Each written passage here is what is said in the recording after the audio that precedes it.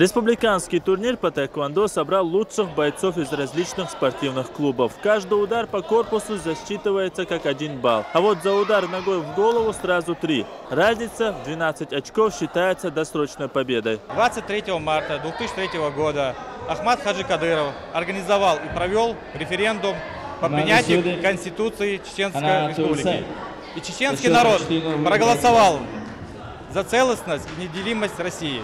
Мы сегодня решили 12-й годовщине этой знаменательной даты не остаться в стороне. Состязание проходит по олимпийской системе с выбыванием после первого проигрыша. В течение дня на татами выйдут более 100 спортсменов в 30 весовых категориях. Среди них как новички, так и профессионалы. Денис Айпулаев начал заниматься тэквондо всего год назад, но уже успел заявить о себе, в том числе на соревнованиях за Кубок Кавказа.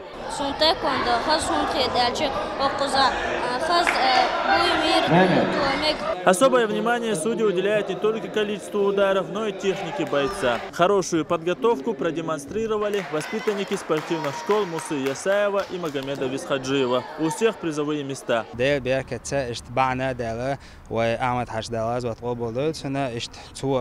верный шагер бандор сон тяхитан вая да молашт когда даур дош дуя ищун хар я маршою война хинсхи непосредственно чемпионат России, Европы, мира, я там возможность, что такая маха Рамзанс, дерес хилтуна, харбал война, был возможность там лишь денелер.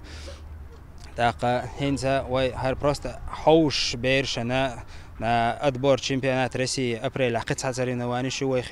По итогам турнира определился и состав чеченской сборной, который пойдет на чемпионат России по тэквондо. Он состоится в Краснодаре уже в мае этого года. Ахмед Джабраилов, Султан Умаров и Диня Хаухаров. Новости.